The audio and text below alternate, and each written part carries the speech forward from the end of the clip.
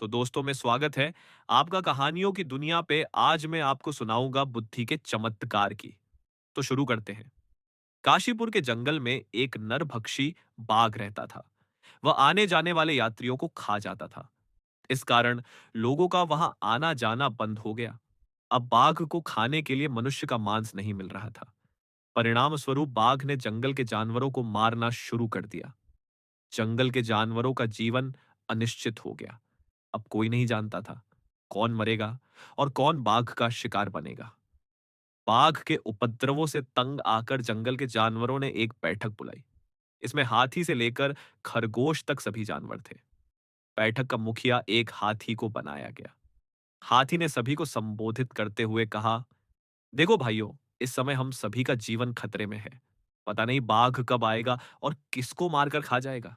आखिर कब तक हम जंगल के राजा के अत्याचार को सहन करेंगे। लेकिन किसी के पास कोई जवाब नहीं था। बाघ के खिलाफ कौन क्या कहेगा।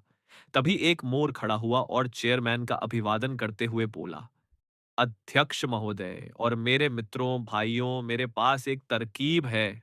इसे हम जान लेंगे कि कब किसी की मृत्यु होने वाली है। कैसा है? हाथी ने पूछा।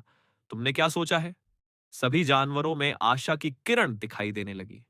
देखो दोस्तों, हम 5 लोग मिलकर जंगल के राजा के पास जाएंगे और बाघ से गुफा में आराम करने का अनुरोध करेंगे। हर दिन हमारा एक जानवर तुम्हारे पास तुम्हारा भोजन लेने आएगा। इस तरह हमें पता चल जाएगा कि कब मृत्यु आने वाली है और तुम्हें भोजन मिल जाएगा। हमें अपनी मृत्यु का दिन पता चल जाएगा और दोनों पक्ष शांति से रहेंगे। हमें मृत्यु का डर नहीं रहेगा और जंगल का राजा भूख से नहीं डरेगा। सभी जानवर ये कहानी सुनने के लिए तैयार थे। उन्होंने मोर द्वारा रखे गए प्रस्ताव का समर्थन किया। सभी के सहमत होने के बाद पांचों सदस्य और मोर और हाथी बाघ के पास पहुंचे। बाघ ने खुशी खुशी यह प्रस्ताव स्वीकार कर लिया। अगले दिन जानवरों की पंचायत ने मौत के दिनों को बांटने का फैसला किया। हर दिन एक जानवर बाघ की मांद में जाएगा और बाकी दिन गिनने के लिए मौत का इंतजार करेंगे। एक दिन खरगोश की बारी आई। सभी जानवर हैरान थे। खरगोश तो वहां था ही नहीं। वह चिंतित नहीं दिख रहा था। उसके चेहरे पर कोई उदासी नहीं थी। वह मुस्कुरा रहा था और अपने दोस्तों और रिश्तेदारों को अलविदा कह रहा था, मानो वह किसी शादी में जाना चाहता हो। उस सभा के 2 बच्चे और पत्नी खरगोश को जाते देख रोने लगे। लेकिन खरगोश बिल्कुल भी दुखी नहीं था। वास्तव में खरगोश मरना नहीं चाहता था। उसका अंतर्मन उसे कह रहा था कि तुम नहीं मरोगे, क्योंकि तुम एक बुद्धिमान प्राणी हो। तुम बचपन से ही साधु संतों के साथ रहे हो, लोगों के साथ बैठे हो, वहीं से तुम्हें बहुत ज्ञान प्राप्त हुआ है। वह ज्ञान की शक्ति से प्रेरित था। वह मरने वाला नहीं था। अगर वह अपनी बुद्धि से काम लेता तो वह मृत्यु से बच जाता। चलते चलते खरगोश खुद को मौत से बचाने की रणनीति बना रहा था। तभी उसे रास्ते में एक पुराना कुआं दिखाई दिया। उसने कुएं में झांका। क्या वहां पानी है? उसने सुनिश्चित किया। उसने कुएं में झांका और पानी में एक और खरगोश को देखा। उसे अपना प्रतिबिंब दिखाई दिया। खरगोश उस पर हंसा और फिर सोचने लगा। उसे बाघ तक पहुंचने में बहुत समय लग गया। बाघ भूखा था। खरगोश को देखकर उसे बहुत गुस्सा आया। वह जोर से दहाड़ा, अरे खरगोश, या तो तू पहले से ही इतना छोटा है, तुझे खाकर मेरा पेट भी नहीं भरेगा और तू इतनी देर से आया है। मैं भूख से मर रहा हूं। पता तू देर से क्यों आया? अगर तूने कोई अच्छा कारण नहीं बताया तो मैं तेरे पूरे परिवार को अभी खा जाऊंगा।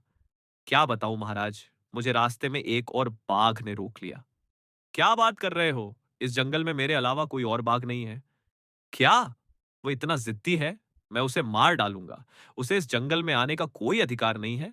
मैं उसका खून पी जाऊंगा। मेरे साथ चलो, बताओ वह कहाँ है। आज मैं तुम्हारी जगह उसे खाकर अपना पेट भरूंगा। ठीक है महाराज, चलो। चलो। जब तक हम वहां पहुंचते, वो भागता रहता था। जब खरगोश बाघ को कुएं के पास ले गया तो बाघ ने इधर-उधर देखा, लेकिन दूर से बाघ दिखाई नहीं दे रहा था। यहां तक कि उसके पदचिह्न भी नहीं दिख रहे थे। अरे मूर्ख, वह बाघ कहाँ है? क्या तू मुझे पागल बना रहा है? नहीं, नहीं, महाराज मैं सच कह रहा हूं, वह तुम्हारे डर से इस कुएं में छिपा है।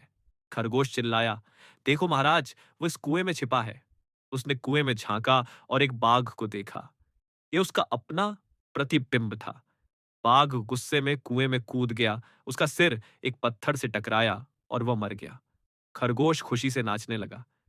बुद्धि सबसे बड़ा हथियार है, कहकर वह अपने दोस्तों के पास वापस चला गया। खरगोश को जिंदा देखकर सभी हैरान थे। खरगोश ने पूरी कहानी सुनाई कि उसने बाघ को कैसे मारा। फिर सभी जानवर खुशी से नाचने लगे।